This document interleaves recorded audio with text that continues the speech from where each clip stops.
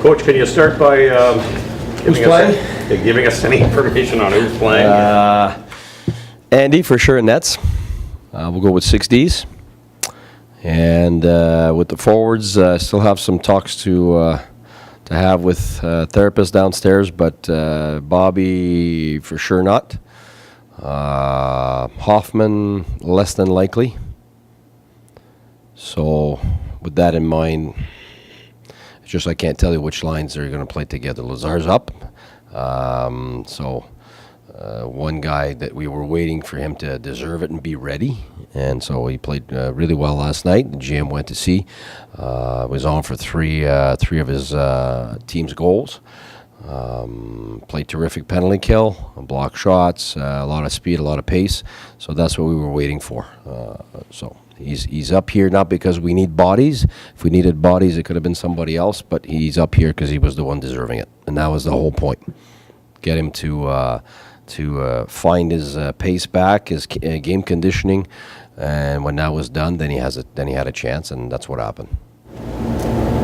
You expect adrenaline to just carry him through the night here tonight? Yeah, but you know what? It's right now with the injuries we've got, it's been taxing some of the third and fourth liners. I mean, already since the beginning of the year, without MacArthur. You had to ask Pyatt and Zingle to do a lot more than we expected them to have to do. But at some point, they're playing PK. They're playing against the first lines and double shifted. And so we need guys that are able to take some of that ice time. And especially on penalty kill, we're doing very well. But it's always the same guys going on.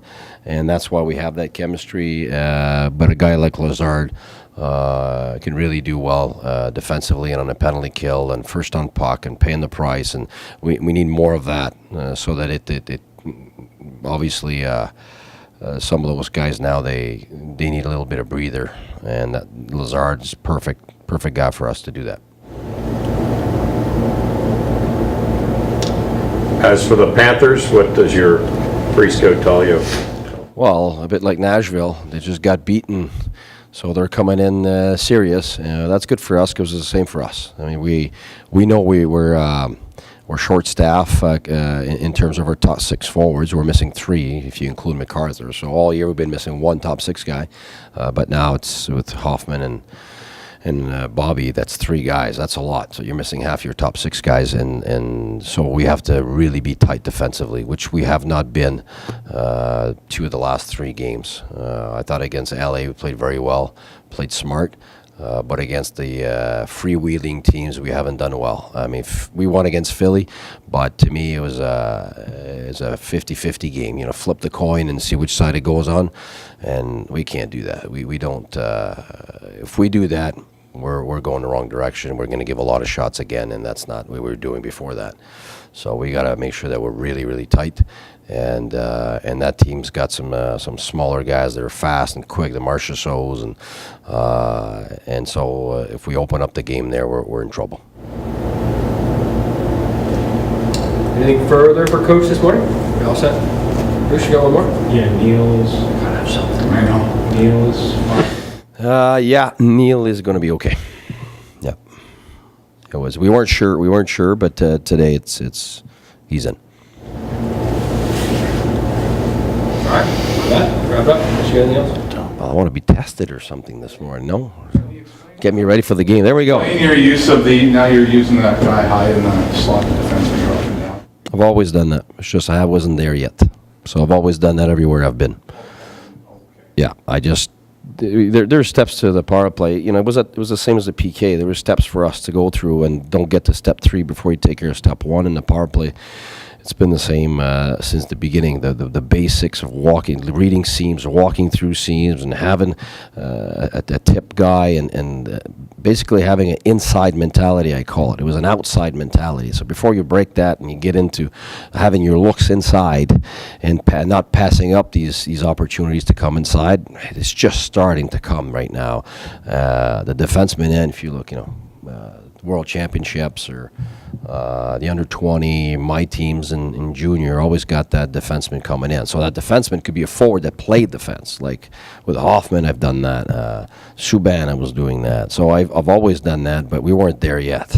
So now we're there. And last game, I really like what we did, but we got away from it after the second power play. We didn't score on it, so then that's what we're working on, the mental toughness to be able to stick to it 5-on-5, but it's the same on power play. So the weaknesses of the power play are the same weaknesses of the 5-on-5. So right now we're putting a lot of emphasis on it. So I'm putting a lot more time on it than I did before. We put a little bit of time before just to get something going, because the 5-on-5 defensive game was a priority. The PK was a priority, and now for me it's power plays becoming the priority now. So that's it, and it's not always the same guy. Last game it was Carlson, but it could be Wideman, it could be Phaneuf, it could be it's just that fourth man in. It's a fourth man in mentality. And because when you got 3 down low, most PK teams now, they'll have 1 up and 3 low. So it becomes a man-on-man down low, and it's 3 against 3. Usually 3 against 3, the defensive team has the advantage. So that fourth man in is the one that makes the difference. So that's where we're at right now. Still got work to do, but it's we're there now. I can go there. This may not be a very brilliant question, but That doesn't start very well. Nice to have you back, Denny. when you're employing the players to get to the front of the net, create the screen, and then you lose a guy that is doing that, has it been your experience in the past where maybe guys will even be a little bit more reluctant to go back to when they see a guy getting injured like Bobby Ryan did by doing that? Well, if we're reluctant, we ain't going to win anything. You look at Jonathan Taves. He gets pucks everywhere, and he's not reluctant. He's going back, and he's a top guy. Even look at Crosby, I think from Christmas on last year. That's one thing. You look at the clips. He's at the net, goes back. You look at the playoffs. Your team won't win if your top guys don't want to get in there. That's it, period. Once your top guys get in there, obviously your grinders should get in there, but you can't win in this league if you don't go inside the dots and you don't go pay the price inside. It's, over 75% of goals are ugly goals, and that's how you get them. So if you don't get in there, and that's why I said 5-on-5, that's what we have to improve. We can't be a perimeter offense team. You could do that if it's a freewheeling style, but then you don't have any offense, and you're flipping 50-50 every game. So we want to get our defensive game strong and tight, and our offense has to be inside the dots, paying the price of offense. Because even if you get to the playoffs, you won't win anything. I've been there. 3 rounds, I know. It's all about who fights in there and pays the price. And so we don't want to be average at that, because we won't make it. And if we do make it, we won't do well. So we got to get that hard driving offense to continue improving.